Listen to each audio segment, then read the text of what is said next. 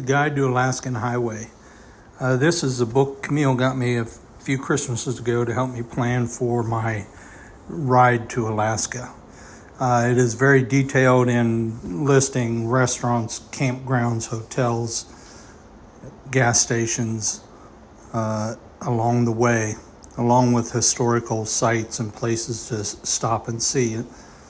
I've used this extensively, and the next picture will show the page out of that I traveled today from Dawson Creek to Fort Nelson, the first stop. This author, Ron Dalby, has this trip on the Alaskan Highway broken up into over 5 days, and that's what I plan on doing. I am all set to go around the circle to get on the Alaskan Highway. There's some bikers there getting ready to take off too, getting all their pictures before they take off. The first thing I run across is the first bridge that was built on the Alaskan Highway. It's now closed.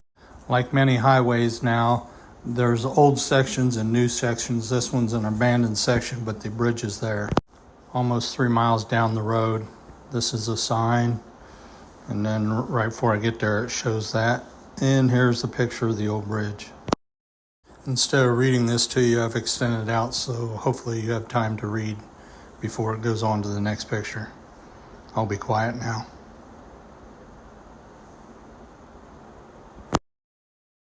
Crested a hill and it opens up into a valley. And I'm going across the bridge that replaced the one that's abandoned now. This is the second historical marker I ran across. There was an accident, the first fatalities of building the Alaskan Highway.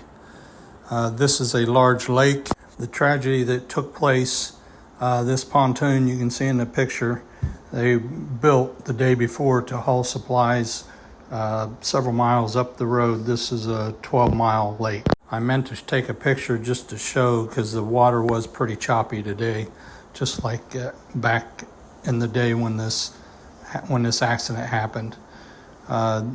They were going along. There was two 20-horse motors that pushed this thing. About halfway across there, they saw there was some gasoline being dumped into the lake, so the officer in charge ordered them to go to shore.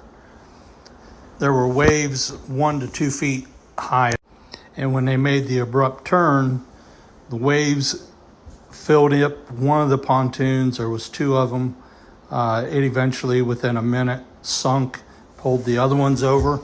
There was a resident that was watching this with his binoculars, went inside to finish making his breakfast. When he came back out, the boat was gone.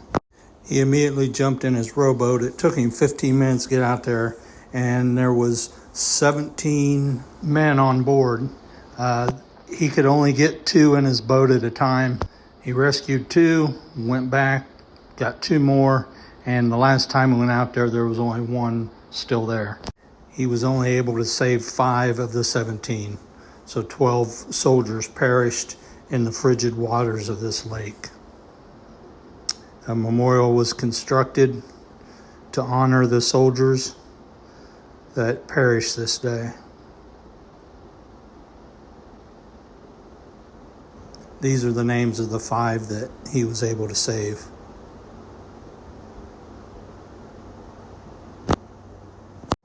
This is the memorial, and this is what it says.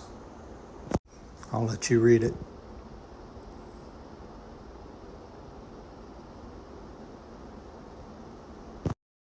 These are just pictures of the wildfires that have went through in the last few days.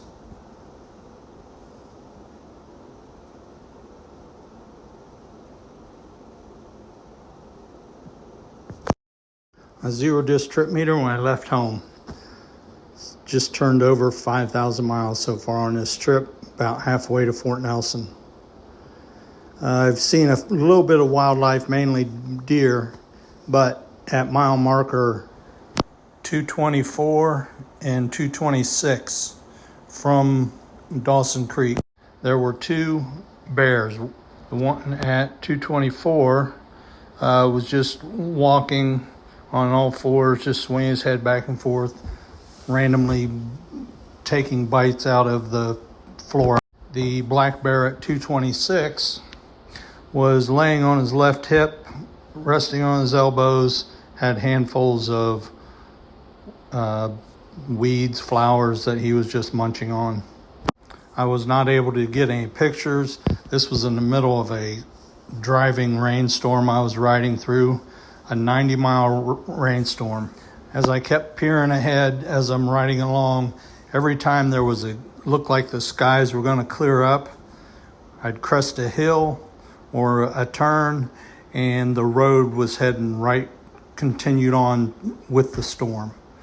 The last probably 5 miles, there was a bolt of lightning, a lot of thunder, and even harder rain and hail I had to ride through.